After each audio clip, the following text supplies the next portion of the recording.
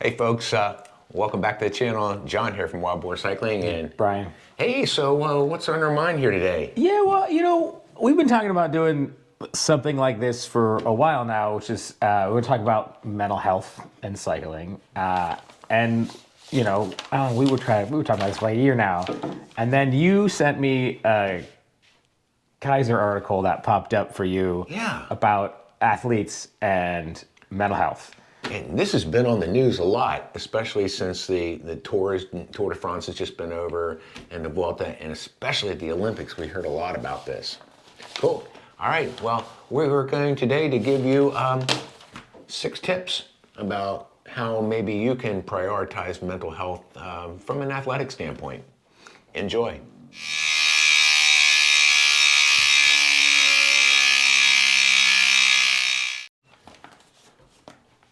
Well, any of you guys that do any of the Wahoo system program, especially their yoga sessions, really, the message in there is very clear. This relaxation and meditation and mindfulness really has a huge impact on mental health. Now, last week you saw, I'm still nursing some injuries and really not back quite to form yet, but that stuff's gonna heal.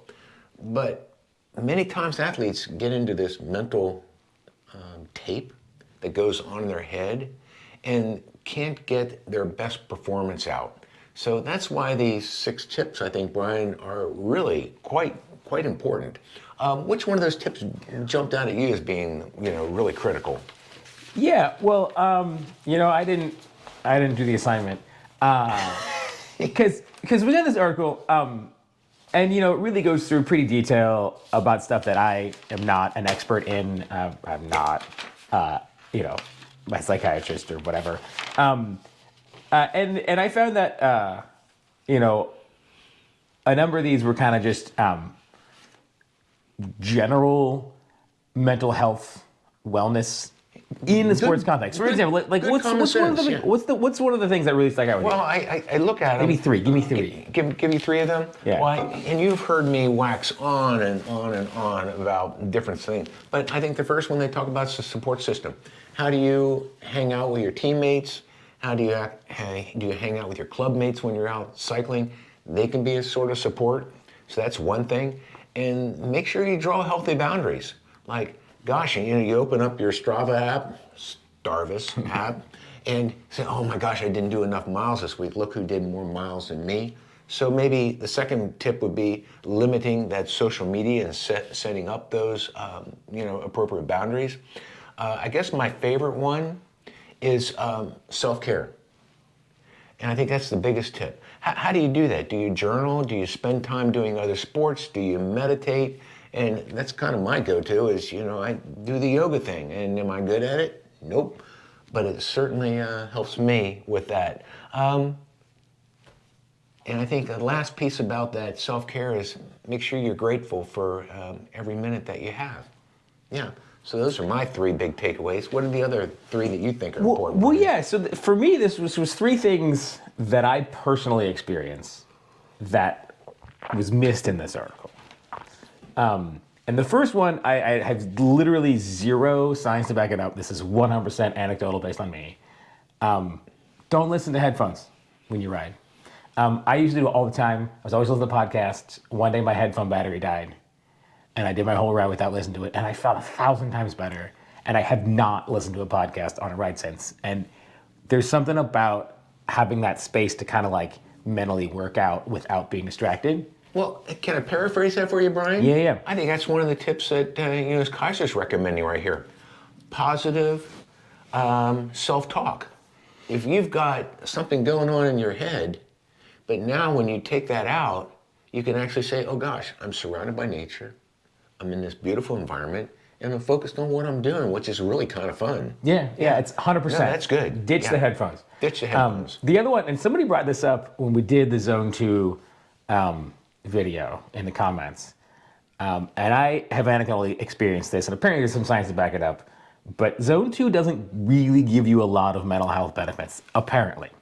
So if you're going on a Zone 2 crunch, make sure you're hitting some Zone 4 for your brain, because I guess you don't get it. And I experienced that when I did a whole month of Zone 2. It just didn't feel as good. Yeah.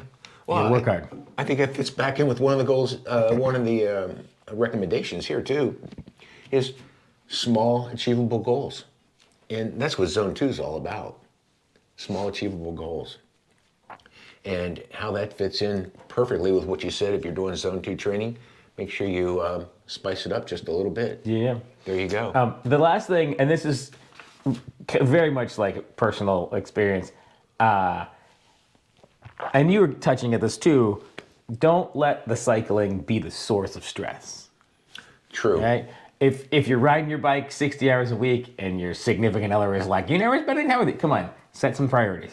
If you're spending all your money on your bike and you're stressed about money, like whatever it is, don't let Strava be a source of stress. Don't get stressed out if you're not hitting your performance goals. For me, I'm not a competitive cyclist. I ride because it's fun and it makes you feel good physically and mentally. Don't let the cycling get in the way. Just like you wouldn't be cycling in a way that you knew was going to cause you an injury. Mm-hmm. Don't cycle in a way that you know is going to be bad for, your stress levels. Yeah. I think those are all important aspects. So maybe summarize the 6 things. Yeah. Because they all fit together. Yeah. Support system. Set those boundaries.